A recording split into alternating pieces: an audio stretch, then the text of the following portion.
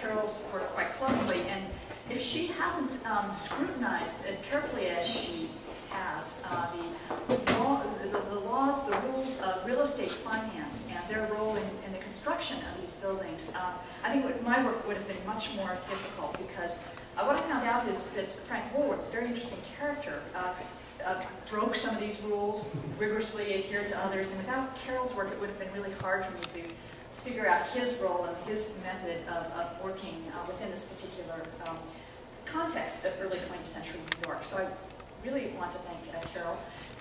Also, just to thank her for inviting me to this wonderful museum. I have followed this progress of this museum. I'm just dazzled by it. It has the air of innovation, the air of excitement that we associate with the Skyscraper as a building type, and I'm just delighted and I feel very privileged to be here. Also, when I'm standing here down in Battery Park, I can't help but think that just a few blocks away, the Woolworth Building, not so far away, the Woolworth Building was constructed in 1910 to 13, and it was by far the tallest in the world and the most spectacular project of its day. So just to sort of be here, be close to the tip of Manhattan where this project was built is marvelous. So thank you very much, Carol, and thank all of you for coming. I know it's the holidays and you have many other things that you could be doing, so I'm glad to see you here. Since this little celebration, because we will be having some drinks afterwards, is about the book, I thought I should say something about the writing of the book and what that meant to me. And so let's start with some slides. This building intrigued me from the first time I saw the photographs, the Woolworth Building.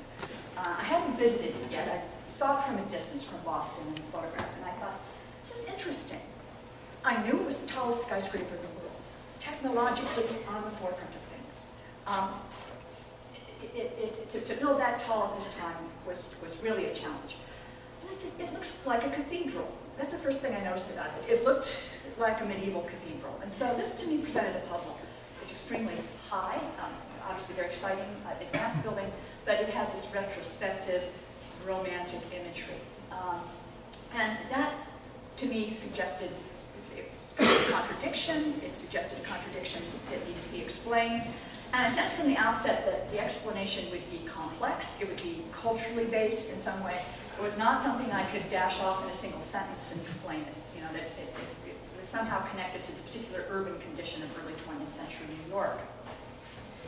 And as I was going on in my work, I thought it was important to keep in mind the building itself, to always hold the building at the center of my inquiry. And the experience of the building is absolutely central to my thinking about the building and its relation to the experience of the city.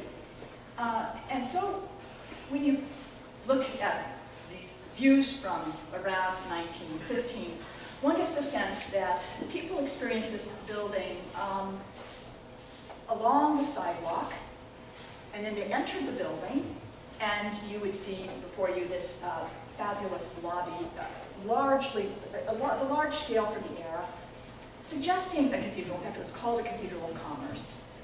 You see very fine work in marble, Byzantine mosaics, the finest glass, gilded tracery. So this is what people saw when they visited the Woolworth Building.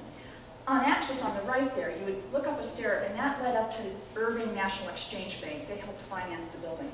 You'd walk around that stair, and you could go down another stair, another marble stair, and you'd see straight in front of you these tall bronze gates.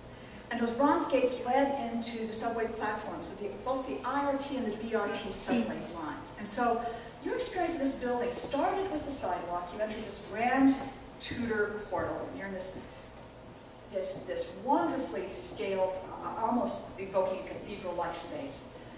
And then if you wanted to, you could take a high-speed elevator and you could go up to the observatory at the very top of the building. And once you're up there, you're having a very interesting experience with regard to the city. You have this spectacular panoramic view. And it's pretty clear that when you visited the Woolworth Building, especially if you were, say, a tourist, or you can even be a local, and especially at the height of its popularities in the 1920s, you weren't just an observer, you were an active participant in an experience. It was a dynamic experience, a spatial experience, which involved this skyscraper and its surroundings and you in complex ways. And so for me, this idea, or this experience of the skyscraper as linked with the city, suggested that there was a question about its relationship to its historic urban setting. I had to examine more carefully what was happening in New York in the early 20th century to better understand this building. And just seeing a view of Ladies Mile, a plan on the left and on the right, Macy's, which that's a view of the mid-1880s. And I started to examine these cultural conditions in New York, which were complex, and early 20th century New York is culturally very complex. I won't pretend to try to explain it all. But I thought that there were some themes that would help me in understanding the Woolworth Building. And one of these was that New York was a center of a kind of vigorous commercial culture. Part of this was the department stores. Ladies Mile was certainly part of this as well. It was one of the world's leading emporiums of consumer enticement. Everybody knew this at the time. There were new forms of display, forms of spectatorship. The commodities would be showcased from the store windows. There's this notion of a kind of outdoor spectacle where people would be engaged with the commodities, with the show windows, and with a kind of environment of entertainment and advertising connected with this rising commercial culture. And then around the side of the Woolworth Building, right here on Park Row, around the 1880s, New York rose to prominence as a center of publishing, in particular newspaper publishing. In the 1870s and 1880s, there were newly mechanized processes of printing that were developed. And there was cheap wood-based paper that was available. And so we see on City Hall Park, not far from where the Woolworth Building was built, these towering headquarters of newspapers, the World, the Tribune, and others, lavishly decked out. Their architecture is very colorful. I'm not even sure if this colored postcard view on the right really shows how colorful the World Building was there with its gilded dome, and it had red and buff and gray. Here on the left, you see people standing in City Hall Park. They're watching bulletin boards that are displayed on these newspaper headquarters, trying to get the latest news. This is actually the time of Dewey's great battle in Manila Bay, the Spanish-American War. And so there's this sense of a metropolitan culture where seeing things matters, looking at things, being a spectator is how one shares and experiences this culture with others. By 1900, newspapers like The World had developed processes of photo engraving, so they were able to put many colorful images in their newspapers, and there was a sense that this was part of this metropolitan culture, this color as well, and the towers, of course, presented this glittering profile in the city. But it was also the city, what also distinguished New York in the early 20th century, were works of construction like the Williamsburg Bridge you see on the left. It's a photograph by Alvin Langdon Coburn, that's 1909. And on the right, you see George Bellow's New York, painted in 1911, is that the city was in the throes of construction. A lot of fast-paced construction. The subways were built at this time. Great bridges, the Williamsburg, Manhattan, and others, tunnels, Hudson River tunnels, the large railroad stations. And so this is a city where there are large-scale works of engineering, very fast-paced construction. The city feels like it's always changing. It's in a constant state of change. And one gets the sense in looking at these views, there's a sense of discontinuity, a sense of fragmentation. It's a city that's modernizing, The word modernization is often used. We can describe technological modernization, this is obvious, but also social modernization. Immigrants are pouring into the city, so there's this ethnic heterogeneity. There's sharpening class divides that we see at this time. So it's an urban condition that is unintelligible, it's discontinuous.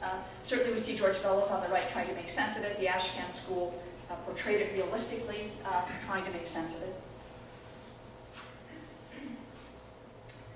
In 1904, Henry James, on his travels around the United States, confronted the skyscrapers of Lower Manhattan. And these are photos by Coburn and Stieglitz, Albert Stieglitz, described New York's mood of the moment. These are his words. An expression of things lately and currently done on a large and personal stage, and on the basis of inordinate gain. There was an equally prominent but less tangible aspect of the city's culture that he identified: the unbridled forces of capital, the atmosphere of temporal instability.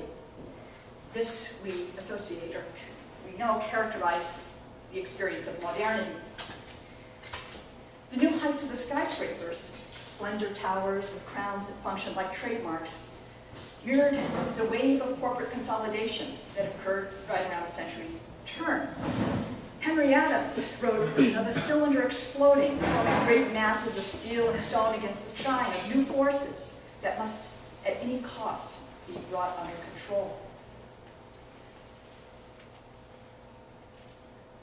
For me, then, the Woolworth Building,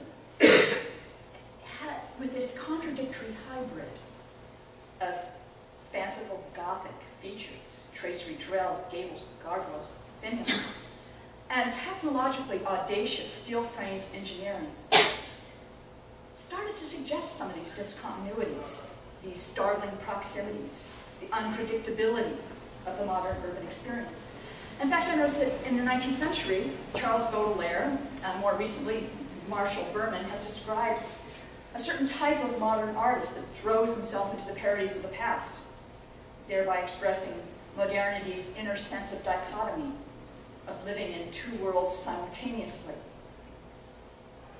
So here we see in New York, the largest, most visible, in some ways paradigmatic skyscraper of the early 20th century. It suggests, in its very construction, this discontinuity of urban experience. So then I started thinking, well, who's behind this? Who's building it and why? You know, what's going on here? And I started looking at Frank Woolworth, the famous retailing entrepreneur who had founded a chain of 5 and 10 cent stores. By the time of the Woolworth Building's construction, he owned 300 stores with some annual sales of, I believe it was 50 million. And he's on the left. And then there's Cass Gilbert, his architect, who at this time was a noted Beaux-Arts architect with a well-established practice in New York. He had started in St. Paul. He had come to the city in 1899, had won the prestigious Custom House Commission, and this really launched him into national fame. So they're not at all alike, I thought. You know, this man is a 5 and 10 guy. And then here's this kind of very well-established Beaux-Arts architect. In fact, Gilbert's a member of the Century Association. He's a member of the Union Club, very prestigious social club. Frank Woolworth's a member of the Hardware Club. They don't travel in the same social circles. And I thought, well, what do they share? Is there anything that they share? And I thought about this a little bit further. I thought, well, Woolworth, he was very savvy about architecture. You know, he would site his stores in such a way to entice consumers off of crowded streets, main streets of towns and cities, and the stores were very important for catching the consumer's attention. You know, the way he displayed his commodities, his repertoire of signs and trademarks. So this is a man who's got a visual world around him. And Cass Gilbert, in looking closer at his buildings, I noticed that his Beaux-Arts architecture was different than, say, McKinley and White's, which was very much Renaissance, very, very reserved. Gilbert tended to be very flamboyant and very colorful, with lots of ornamentation and lots of texture. And his buildings tend to be more engaging. So they did have in common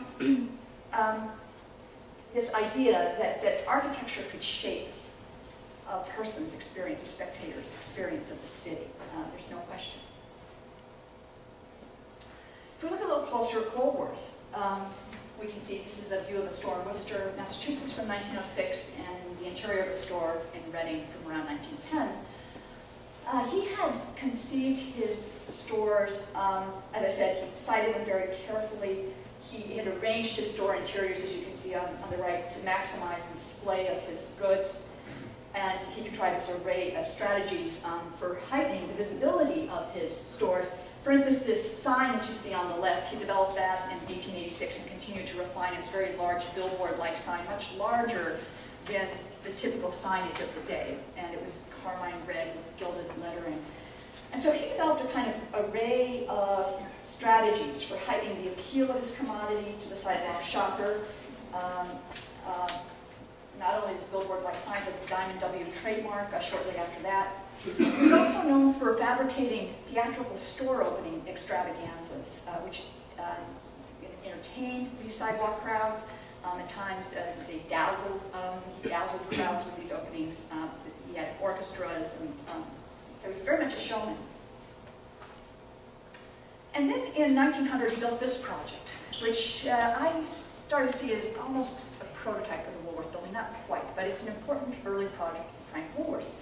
It's in Lancaster, Pennsylvania, and that's where he founded his first successful store. He had some failing stores. His first successful store was opened 1879 in Lancaster, Pennsylvania. And so he wanted to commemorate the founding of that store with this building. And he opened it with a 5 and 10 cent store convention in 1901. This is June.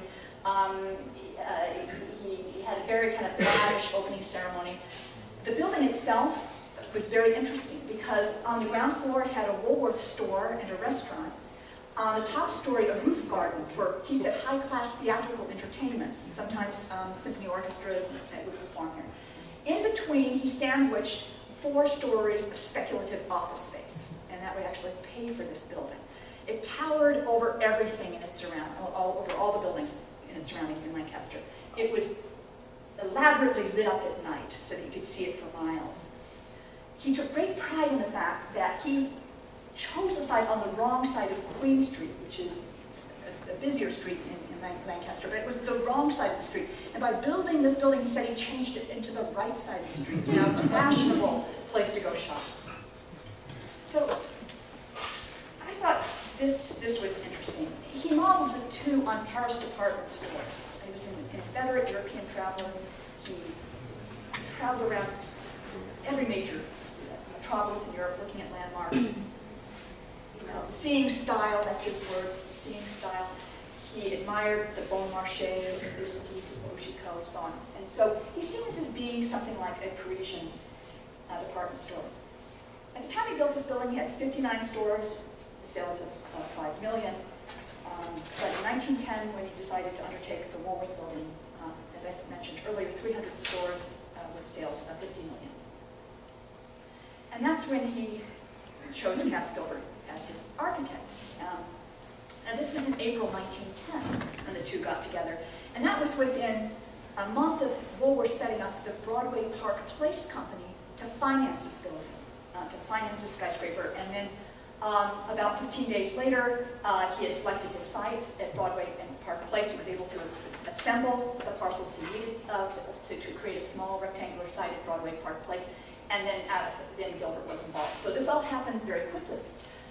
Gilbert was known for his Minnesota State Capitol, which he designed in 1896 to 1907, and for the Custom House on the right. Woolworth called Cass Gilbert's Beaux-Arts architecture magnificent and artistic. And so he knew what he was choosing Cass Gilbert. He was very well acquainted with the Custom House. He was known as a name that figures prominently in Custom House affairs. Right around 1900, this is how he was described. He imported, and half the lines he sold, he was known as the largest importer in the United States. So he frequented the Custom House and was familiar with that. But he also admired Gilbert's skyscrapers. The Broadway Chambers building is Gilbert's first skyscraper in New York. That was right across from Woolworth's headquarters at the time in the Stewart Building. And then on the right, Gilbert's West Street building. Several contemporaries said that this is the building that Woolworth really admired, and he went to Gilbert because he wanted a version of the West Street building. This is what he was looking for. It stood out in the city. It had these soaring verticals, this elaborate crown, which was an ornament on the skyline, and this was hailed by critics like Montgomery Scott. So Woolworth went to Gilbert thinking that this is the kind of skyscraper he wanted. Gilbert, right after designing the West Street building in 1905, produced the sort of skyscraper that he was interested in building. This is well before he met Woolworth, but you can see he's drawing a 150-story office building. So Gilbert is very keen on building a tall skyscraper in New York. This is something he's very, very ambitious about. He had written his daughter just a few years earlier, Julia, to say that the skyscrapers in New York are not tall enough for me. The tallest is only 33 stories. And this is a time when his contemporaries that are trained at the École des Beaux-Arts vociferously criticized the skyscraper. Charles McKim, for one, Stanford White, even Ernest Flagg, who designed the Singer Tower, was critical. But Gilbert was never a critic of the skyscraper outright. In fact, he was very interested in the fact that the skyscraper was a kind of popular phenomenon. And in fact, if you look at the World newspaper at the time, there are illustrations that kind of look like Gilbert's own design. So he's very ambitious to build a tall skyscraper. And of course, at the time, not surprisingly, that led to speculation. Did he pursue Woolworth, or did Woolworth call on him? Now, Gilbert said, one day I received a telephone call. It was Mr. Woolworth. But Egerton Swart, Root, and others suggested that Gilbert had timed a sailing to Europe with Woolworths and had presented drawings to him, and when the ship reached the opposite shore, he had a contract signed. Apocryphal. But when we think about Gilbert and his method of operating, this is somebody who was well entrenched in the New York development community. He really, really understood what was going on with speculative real estate development. He had proposed several projects of his own. He was known as a salesman. Contemporary history fairs and others said that he had mastered the art of salesmanship. So this is clearly a commercial practice. So, the first meeting, they sit down, and I was very interested in the design process of the skyscraper. I thought this was fascinating, and piecing it together was really, really interesting. There are a lot of drawings. There's a complete record of the process of design. It's quite exciting. The drawing on the right is one of Gilbert's earliest drawings, and it shows that he's modeling the Woolworth Building on Victoria Tower, Houses of Parliament, because this is what Woolworth asked for. He said, I want my skyscraper to look like the Victoria Tower. That's kind of curious, but then at this time, Woolworth had just opened 7 stores in England. So to me, that's not so surprising. And he was very proud of his empire of stores. Of course, the Victoria Tower in some ways suggests the British Empire. So maybe that was it.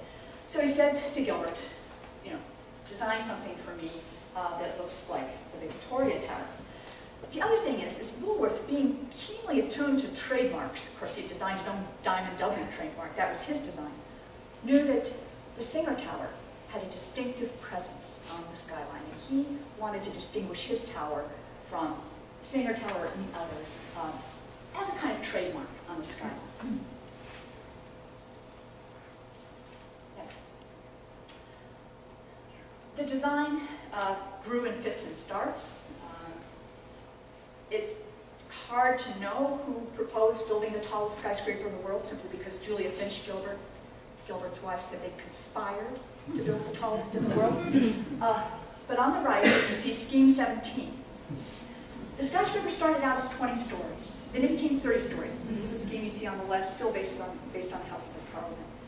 On the right, 3 weeks after they started talking about this project, Gilbert said, let's try 720 feet high.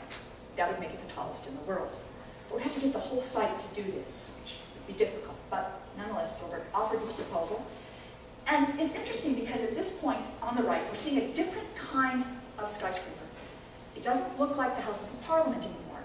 Instead, Gilbert said, it should look like secular buildings, like the secular buildings of Flanders. In fact, the city halls of Flanders, Bruges, Alkmaar.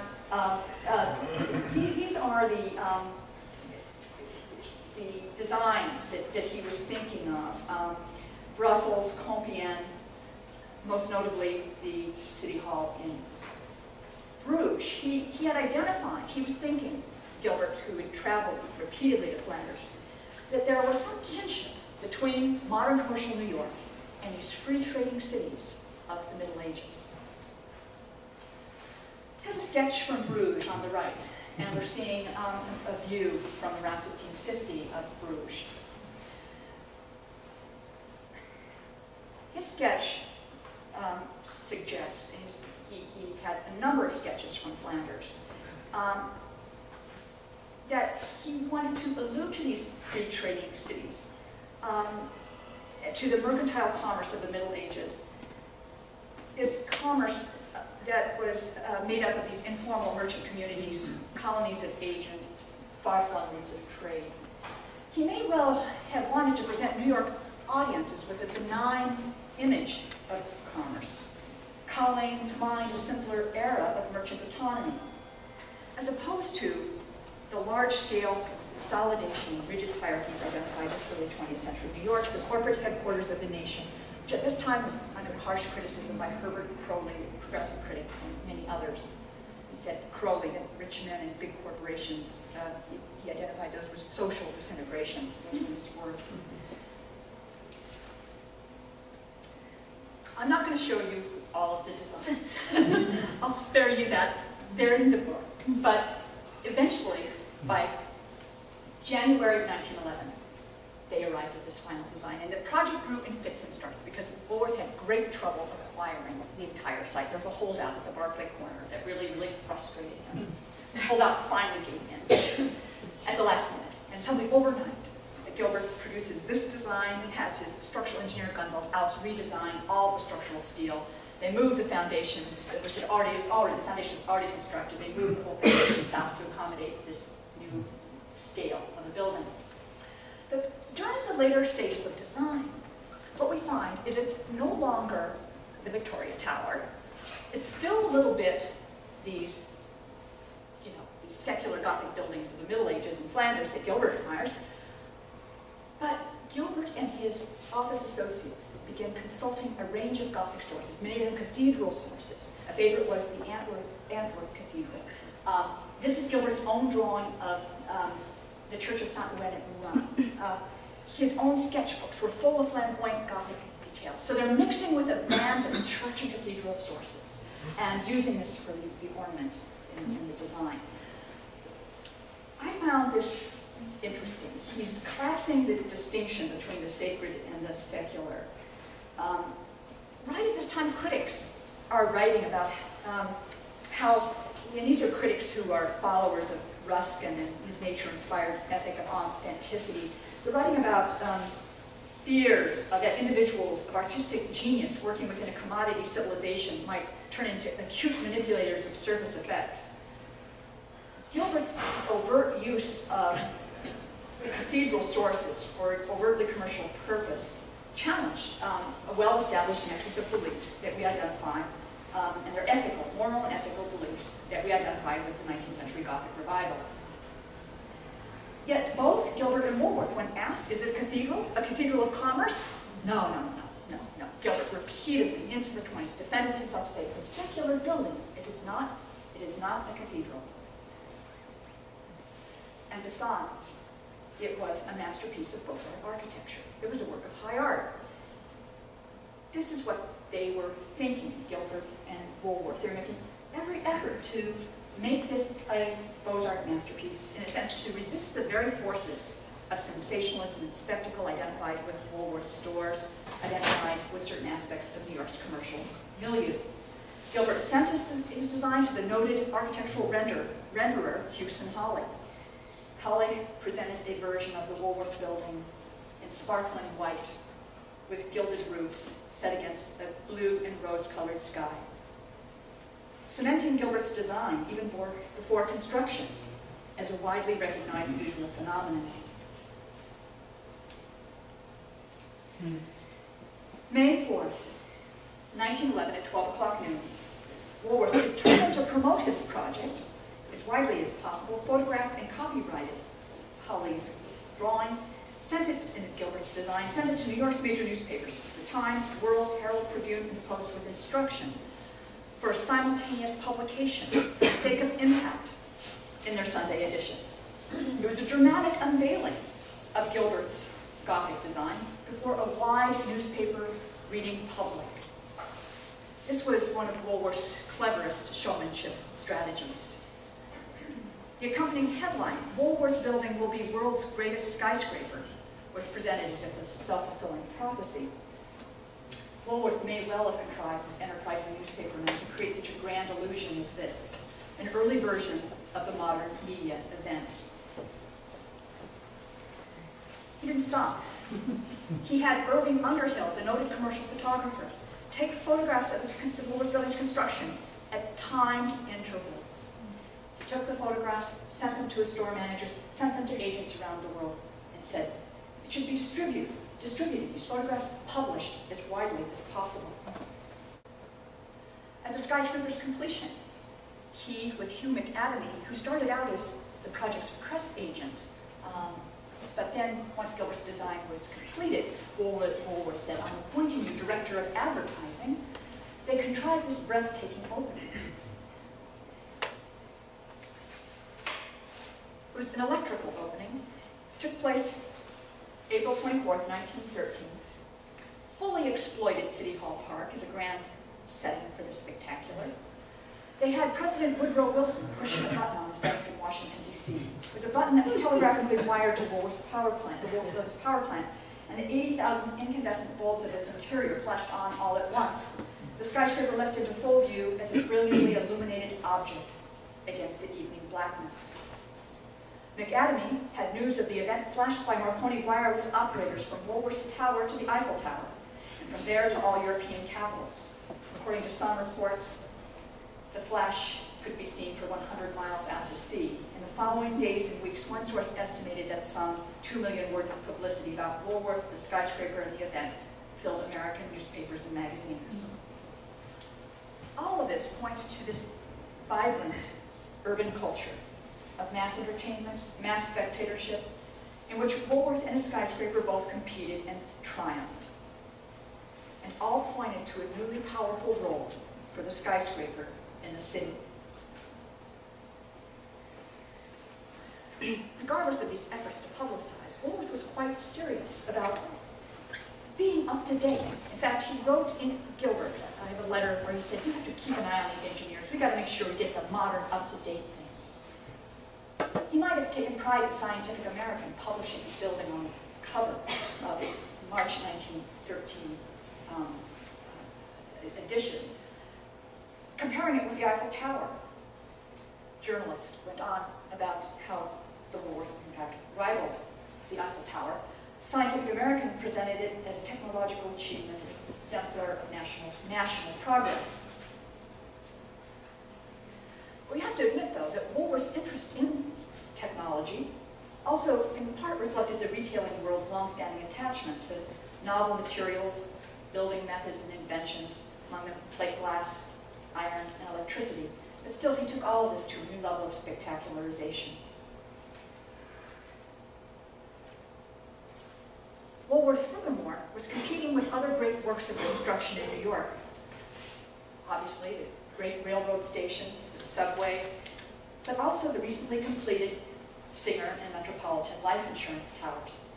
Singer completed in 1908, the Metropolitan Life in 1909. In fact, he had sent a surveyor out to measure the height of the Metropolitan Life Tower, and the report came back 700 feet, 2 inches. So he knew that was his benchmark to surpass. Gunville House, Gilbert's structural engineer, designed a very elaborate system of portal arch bracing. Alice was on the forefront of things. He had consulted with Gilbert on earlier projects like the Minnesota State Capitol, and he had come up with this inventive triple shell dome, consulted with Gilbert on his West Street building. Gilbert took great pride in the finest engineering. And what we have here is a sophisticated solution that is really to Aus's credit. And it's really what we're seeing here in the Woolworth Building is collaboration between engineer and architect. Aus was very critical of the New York Building Code because it specified the code restrictions. It specified a kind of construction that was 4 times too heavy. It was just massive steel construction. So what he did, he was able to take that, develop the system of portal arch bracing, which had these wide spans, and allowed Gilbert to create this diaphanous, ethereal exterior, so the whole building appears to be very light, in fact, contradicting that very heaviness that dictated the design of skyscrapers in New York. So this light diaphanous exterior is in large part the product of Aus's thinking. With regard to construction, the Woolworth Building stood on the forefront. Louis Horowitz at the time headed the Thompson Sterrett Construction Company. He was very interested in devising still more rational methods of building. In fact, he published an article, essay actually in booklet form, The Modern Building Organization in 1911. And he goes into great detail about his efforts to rationalize the process of construction with the objective of speed in completing big projects. Speed was more important than anything else. Contractors, building contractors at this time used that word all the time. It echoed the day's obsession with scientific management, the standardization of time. He described his modern building organization, Louis Horowitz, as a systemized and rationalized machine that can deliver buildings to their owners in guaranteed time. In fact, the 180 structural iron workers who erected and riveted the Woolworth's frame did this in less than 9 months, and week by week we're setting new records for speed. It was advanced in many other ways as well. Other engineers contributed expertise, adding to the perception that the Woolworth Building represented a benchmark in the development of building technologies, and these had been under the process of development for the previous 2 decades. But this took these technologies of electrical power. For instance, we have an independent electrical power generating plant to a new level. We have on the right the very first prominent use of architectural floodlighting in the world. So whether ennobling the city with a work of art or modernizing it with a technologically marvelous speed of construction, we can't forget, and I'm looking at Carol Willis as I say this, that Woolworth adhered to the very pragmatic notion that his skyscraper should function as a solid investment in New York real estate. In fact, Carol has shown the determining influence of the real estate industry on the design of skyscrapers. And Woolworth indeed followed the rules to a certain extent, but he also broke some of those rules, and he manipulated them to create a different kind of office building, a first-class office building that would, by virtue of its height, by virtue of its visual distinction, and all of its other amenities, would outshine all others in the metropolis. So what is he thinking? It's a little bit like his Lancaster project. He wants to create a new center of attraction. And you can see he's got a map from one of his real estate brochures on the right showing that, this is a new center of attraction, City Hall Park, and my Woolworth Building is here, and it is indeed a center, even though everybody knows that down towards the tip of Manhattan, especially around Wall Street, the real estate values are much higher. So he's criticized for this. He's kind of going out on a limb. But he's determined to create a building that is so attractive that it's going to draw executives from other companies towards this building. That's going to be a distinctive office building with a distinctive set of tenants. And it's going to have every amenity you could imagine. And it will be so attractive and so distinctive and so valuable that, in fact, it will increase the value of its surroundings. He was building at a time when New York was overbuilt, significantly overbuilt. Harry S. Black, the real estate specialist of the era, spoke about how since 1905, there was this mania for tower building for the sake of advertising purposes, like we saw with Singer and Metropolitan Life. And so these companies would build these tall towers that were spectacular, and then they'd have to fill them with tenants, and that meant there was way too much office space in New York was overbuilt. Woolworth knew that he was building in this overbuilt market. His objective was to create land values. And by the way, the zoning resolution of 1916 had not yet been implemented, so this is a completely unregulated environment. But he's going to finance a skyscraper of such spectacular height, architectural distinction, and even printed news media renown that no other rental property can compete with that.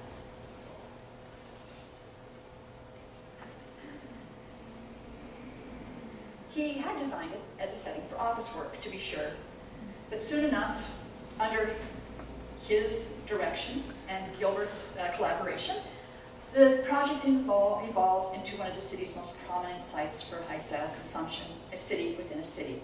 It's a city within a city. He distinguished the interior of this building with an array of attractions designed for his own use, for the use of his executive circle, for tenants, for visitors. He had a shopping arcade, a health club, a swimming pool, a giant barber shop, a restaurant, a proposed downtown club, a pinnacle observatory. It would be an evocative architectural setting for his tenants' high-style entertainment and amusement.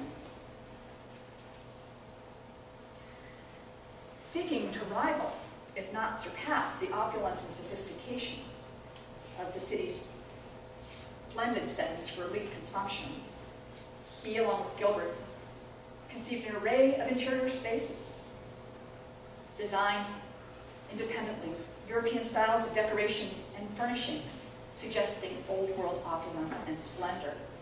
He wanted to create for his tenants, for the occupants of this building, the experience of cosmopolitan travel. On the right we have the Rathskeller, patterned after German Rathhäuser or city halls, and in the basement of these city halls, merchants would gather and beer was sold. So this was supposed to suggest that.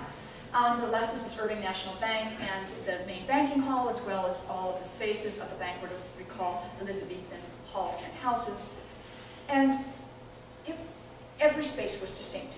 So the idea is that as a tenant or as a visitor, you would travel space to space and you would have the sense of traveling through the world, along with these associations of escapism and even seeming mastery over historical space and time. He was not unlike his contemporaries. The retailer John Wanamaker had featured period rooms in his department stores, ranging from Old Dutch to Louis XVI, and the Hotel Astor enticed patrons with an old New York lobby, an American Indian grill room, a Flemish smoking room. He intended to rival those spaces within the confines of his own luxurious office building. These spaces, these interiors, like those of the city's most stylish consumer enterprises, offered tenants a respite from the city's grimmer realities. They could retreat into these secluded and illusory worlds. They also cultivated the fantasy of owning the best in the world. For the basement swimming pool, Gilbert hired the decorating firm Mac, Jenny, and Tyler to paint wall panels suggesting a Pompeian bath. And this was after the skyscraper's rental agent, Edward Hogan, thought, well, should we design this as a Turkish bath, a Russian bath? What do you think the tenants would be most interested in? He told us a Pompeian bath. Comes back with this design. So just as the department store retailers of his era aimed to eliminate the store by weaving through it some central ideas, so too did Woolworth attempt to eliminate the office building as an ordinary work environment by weaving through it architectural theatrical settings that fulfilled his imagined tenants' most fantastic consumer longings. And like the best of the city's fashionable consumer enterprises, Woolworth emphasized service. His skyscraper featured the latest in electrical, plumbing, ventilating, and fire protection equipment, culminating these 2 decades of experimentation with equipping the modern office building. The water supply, which you're seeing here, is complicated. 6 separate systems that could be cross-connected in case of an emergency for firefighting. It's a hierarchical network of gravity supply tanks, a sophisticated solution, and the first in skyscraper design. Given that this skyscraper functioned as a kind of self-contained world of ambitious engineering in its own right. Woolworth stressed to prospective tenants its safety during fire. It was fireproof beyond question, he said. And to further demonstrate that, on the right, his engineer Albert Webster, on Sunday morning, June 1913, conducted a spectacular test of the skyscraper's fire protection system. Jets of water shot out of the 54th story, showering pedestrians in Fulton Street to Broadway with a giant fountain. And observers up in the tower said they could see a rainbow hovering over St. Paul's Chapel.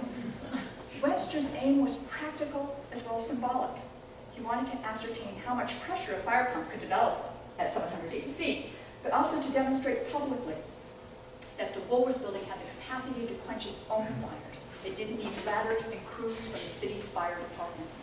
And keep in mind, this is right after the great conflagrations in Baltimore and San Francisco, the Triangle Shirtwaist Fire, Shirtwaist Vacuum Fire. And so this contributes this image of fire protection, dramatically demonstrated to the image of the safety of this building.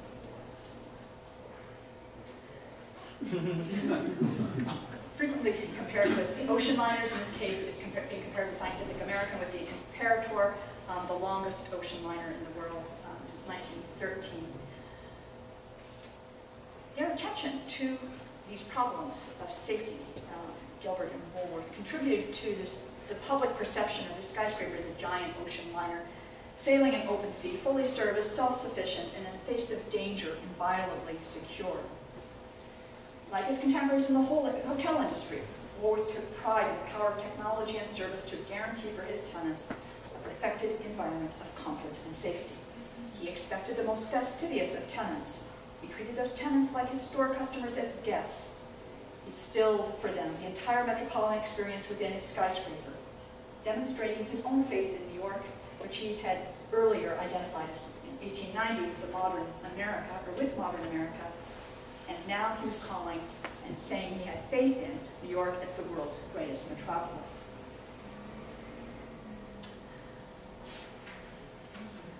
Its technological marvels infused the entire project with a sense of the spectacular. But few lost sight of the beauty of Cass Gilbert's architecture. And we're seeing the terracotta exterior, which Gilbert took quite seriously. He guarded this terracotta, in fact, as his own métier. He said, he wrote about it at great length later, saying that he had intended to enhance the main lines of the structure, to lead the eye upwards with the light lines and planes of the piers. He set off verticals with darker spangles and shades of blue, green, and yellow. He said such accenting colors were devised and placed to apparently increase the height of the tower and to relate it to the color of the sky. The verticals reached a new level of proud, enticing dazzle, even beyond that of the West Street building. It had a kind of syncopated rhythm, a kind of energy that nobody had really seen prior to this, and in that sense had less in common with his source in the Middle Ages than with the intensifying commercial environment of New York. They were spine-tingling, they were dramatic, they were exciting.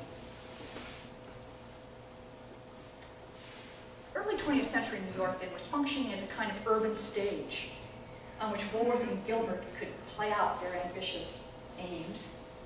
If so, then Hyde started asking, well, who are they directing this building to? What's going on? I mean, obviously they're thinking, Woolworth's thinking of his shoppers and his tenants. But who was the audience? I started to find out that the audience was much larger maybe than even Woolworth, Gilbert, or McAdamy anticipated.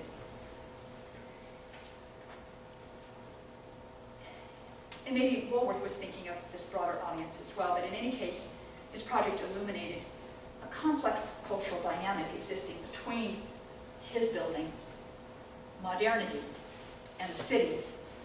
And I say that because in views like this, the one you're seeing on the left, and even in Joseph Pennell's etching on the right of 1921, we see the building being depicted looking across City Hall Park. And this was at the end of a decade when there were countless proposals made to shape City Hall Park as a decent and respectable civic center for New York that had order, had dignity, and had beauty. In fact, it was just a kind of mess with those skyscrapers along Park Row and you know, all kinds of chaos. But they wanted the park to be a civic center. So George Ford, the architect and planner, road of the Woolworth Building from the municipal building's arch. He said, you're looking across City Hall Park, and he argued that this building was a standard for civic art. It was a standard for the city, beautiful. In fact, it's an architectural benchmark in the city's progress toward a city beautiful, and Canal, of course, appreciates that view as well. And so they're attempting to cast this commercial building as kind of a work of public architecture, at least investing it with some sort of public importance. But on top of that, the mayor of, and I should say the president of the borough of Manhattan, Marcus Marx, went a step further. He applauded the significance of Gilbert's design in the city's public life. Marx, right after its completion, noted that it might serve as a catalyst in creating a community of citizens.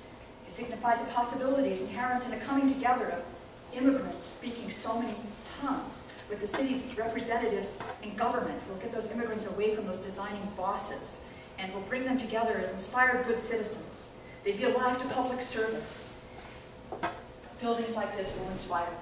It's not only beautiful in its own right, but it might bring about the city pure, the city sound, the city prosperous, the city beautiful, right in line with the progressive agenda. But in fact, this imagined political community, this imagined community of Marx, really couldn't have contrasted further with the modern consumption community comprising Woolworth shoppers, and there were lots of them, especially the new immigrants, the new immigrant arrivals. Woolworth's emphasis had always been commercial, but such an emphasis would now become especially clear in his use, his company's use of Gilbert's design as a trademark, interchangeably with his diamond W, which he had developed earlier in 1895. The image of the Woolworth Building as a trademark was imprinted on a range of Woolworth's commodities. If you purchased, say, a book of sewing needles, the Woolworth Building was the trademark. It identified all of your commodities, and so you were joining together in a kind of consumption community through the purchase of Woolworth's goods. It was loosely affiliated as a community. It was a modern community. It was defined by objects people owned. But in this case, the Woolworth Building functioned as a kind of giant home for that community. It stimulated brand loyalty, created a new iconography of group identity. Gilbert did not have to incorporate the setbacks specified by the zoning resolution of 1916, because of course he designed the building in 1910 to 11. So when you saw the building from the sidewalk, the verticals seemed to rise straight upward, seemingly unstoppable. They'd go up to the tower, then shoot still higher, higher. And this excited many observers. And in particular, John Marin. For John Marin, artist on the vanguard, you see him there on the right, signified the city's dynamism and futurity. That's his Woolworth Building, number 31. It shows the verticals so tense with energy that they seem to cause the entire mass of the building to fling itself vigorously skyward, and Marin's words pushing, pulling sideways, downwards, upwards, as if to free itself from the earthbound city rapidly disappearing past. And I can't help but mention the story of Gilbert seeing this drawing and then just shaking his head.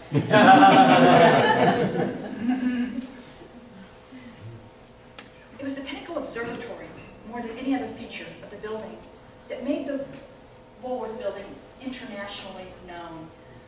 The observatory attracted tourists. Woolworth had books published, little booklets published like this one on the left, Above the Clouds in Old New York, as a kind of memento, a souvenir for the tourists.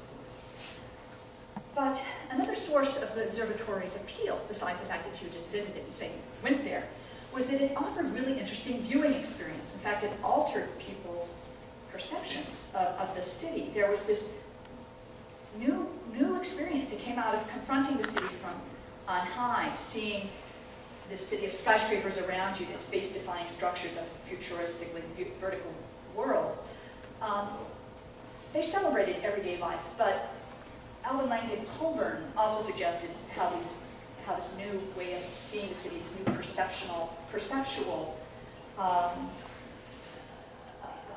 environment created by these tall buildings transcended that everyday life.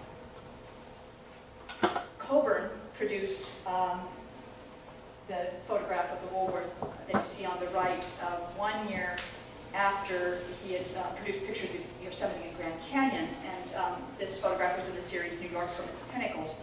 He shows the Woolworth Building rising above plumes of smoke emanating from the tops of surrounding skyscrapers as if to occupy a separate realm from the other office buildings.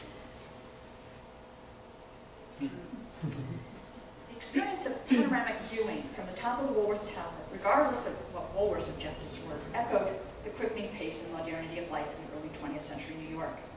This John Marin emphasized in his Lower Manhattan composing derived from the top of the Woolworth. Now rapid transit ran the full length of the island to the boroughs beyond. Electric lights and illuminated signs brightened the city streets at night. Dynamic theatrical entertainments, Nickelodeons, film heightened the level of visual stimuli, and the modern consumer city had already long ago become a vast and very efficient emporium for the handling of goods. For the city's white-collar workers, shoppers, spectators, and tourists in turn, experiencing Woolworth's theatrical orchestration of panoramic vision from the tower's pinnacle meant nothing less than participating fully, freely, and independently as part of the crowd, yet standing out from the crowd in the exhilarating atmosphere of the modern metropolis. As the Woolworth Building neared completion, so did the construction of William Kendall's municipal building. You don't see it here, but the Bankers Trust was finished about this time as well. And along with the Singer Tower, these towers brought in their isolated arrangement a new border to the city's skyline. And this is what artists tried to suggest. In this case, commercial artists, in this case, it's the city's planners, and on the right we see King's Views of New York, a cover illustration from 1926. The critic Montgomery Schuyler said that New York now has a tiara of proud towers. These viewmakers framed the towers in carefully contrived compositions, showing them flanking the Brooklyn Bridge, giving the illusion on the left of the City Beautiful's esteemed portal to the city. A writer for The Independent in 1910 pronounced that New York was no longer, however, a city beautiful. It was instead a city majestic. In the end, the complexity of the Woolworth Building's reception showed that neither Woolworth, Gilbert, nor even McAdamy's publicity machine could meaningfully shape the skyscraper's afterlife, much less control how it would be perceived. And this, it could be said, held true for the skyline as well. Yet regardless of, in these views, this kind of persisting, fragmented, and conflicting quality, we nonetheless see an image, a skyline, that's contained within the boundaries of water and sky. And it can project with a profound pictorial force a semblance of unity. So one could say it triumphed now over the realities of modernization to suggest all at once values shared by many. It's an emblem now. It does mean New York. Excitement, modernity, glamour, and the exhilarating spectacle of the 20th century city. It's new, the first skyline in the world. Thank you.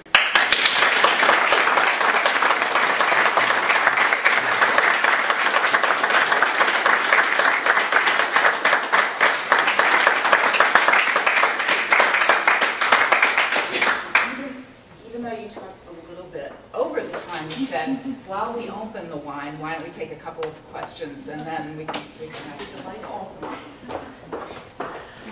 I think Andrew's hand right up first. So I've always wondered why there was never a Woolworth store in the Woolworth Building. Was it just not classy enough? It's very interesting, especially in light of the fact that he included one in the Lancaster project. I think I've talked to various people. Mike Riedel is one person I've talked to about this. They feel like they were too close to that store, so the store could just kind of bring upstairs and bother them about every little question.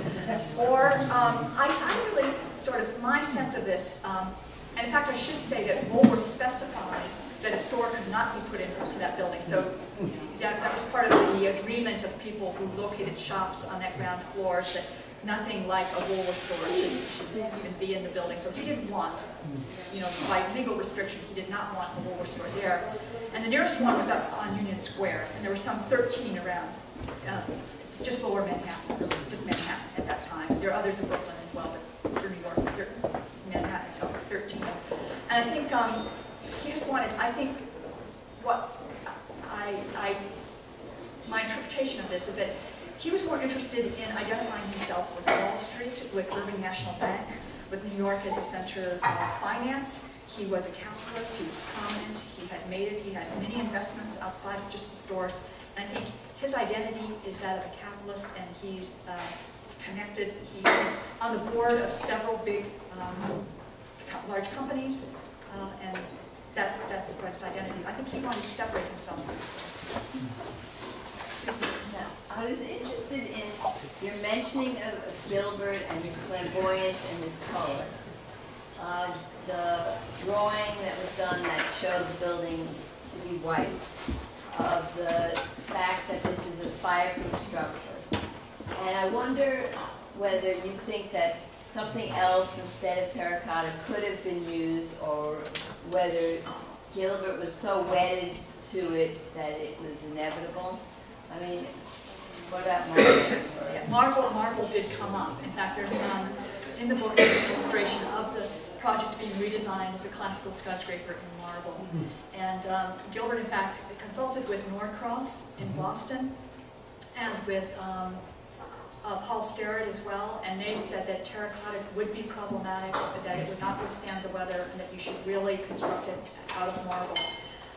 Reportedly, the engineer Gunvald Aus said marble was going to add a lot of weight to the building, and so he thought that there's certain design objectives that could not be achieved with that added weight. So the two of them went back to the terracotta. Also, I think it would not have been a Gothic design in marble. You can't create that very fine ornament that we see in marble's art. Yeah, fine. So what were the range of tenants, and how long did it take Woolworth to rent up the building? Yeah, very good, very interesting subject for me. First of all, as Carol mentioned, the Woolworth Company only occupied one floor, and there was another half floor given over to his Manhattan regional office. So out of the 55 rentable stories, and I say that actually the 55th I think was the observatory, but out of all those rentable stories, only 1.5 were taken by the Woolworth Company. Now the tenants, most of them were very small scale enterprises. He had filled the building up by 1915. It was not a huge moneymaker. If you were doing really well in those days, you'd want a 6% return. His was about 2.5%, 3% maybe. Yeah. And there was also an issue with the tower. People, there was a Wall Street Journal reported that nobody's going to go from that tower. It's never going to get rented. It's going to get rented last. And meanwhile, the New York Times was saying, well, if you're a tenant in that tower, you've got this spectacular view. It's the pinnacle. You've got, there's nothing like it in New York. It rented by 1913. But it did fill up last, the tower. I do have complete tenant lists from, let's see, one is, I think it's right after, it's about 1915, and the other is 1920s. And what you find when you look at those tenant lists, that certain enterprises expand and they take over larger and larger amounts of the floor. Some leave, some contract. And so you're just seeing the life of business enterprise reflected in that building and its tenancy patterns. They had a lot of railroad companies. They had small manufacturers, accountants, lawyers. Woolworth was a fan of the railroads. This is kind of his, one of his hobbies. He would compare his profits with the profits of the railroads. Lower part. No, except for Woolworths, which they call the highest department in the world. That was on the 40th story. And I couldn't show you every single image that I have, but there are beautiful views of that. It's designed as Renaissance. Yeah, I'm trying to think. I'm just trying to remember Italian or French, but it's just definitely, for some reason, not remembering. Yeah. It's still there, but. Yeah, you can still see the ceiling. And then also his own office was on the 23rd floor, and that was French Second Empire style. A lot of red colors, very luxurious. He actually said that he really didn't like it, that it was too gaudy for a business office, Woolworth did, but that was something, I guess, he was traveling in Europe and he wanted something Napoleonic. He repeatedly referred to Napoleon, repeatedly. He had a little museum of Napoleonic memorabilia. He invited his managers to come and see these Napoleonic treasures that he collected in his office. Yeah, I don't know where you found his tenant list. What Imagine archive will that be? I think it was with the New York Historical Society. What I was very, very fortunate with this project in that Gilbert died suddenly in 1934, and his family took his office records and stored them in his house in Connecticut. He sat there till Henry Cope Reed, someone who's very interested in Beaux-Arts, the history of the Beaux-Arts and of classicism, had them donated to the New York Historical Society. So when I arrived in the mid-'80s to look at these for the first time, what I got were all his drawers from his office. Everything. That's amazing. That doesn't The librarian at the New York Historical Society, said if you took Gilbert's records, she worked with me on a project, the Cass Gilbert project, which Mary Beth Betts was part of as well. You piled those records, the boxes of them, they would tower higher than the Woolworth. What you have there, it's a historian's paradise because you've got a complete record. Notes to J.P. Morgan, it's the big handwritten, everything you can. What I liked about it is I could figure out how he organized his practice. I could see everything, what he delegated to his assistants, who had a hand in what exactly, I know exactly who was involved with designing the Woolworth Building, who did what. Very, very interesting. There are two things that puzzle me about the building, and I can preface this by saying my barber's in that building, so I've gotten to prowl the building about 12 times a year. The first is that... A little bit like me. Well, I do it surreptitiously. The first is that the tower has a surprisingly small amount of usable space because of the elevator cores and the pipe chases and the fire wells and the lavatories and everything. And I wonder if they really didn't trade off sort of height to get the building as high as possible for whatever the sunk costs would have been to make the tower a larger percentage of the base of the where is it set back, the 20, 30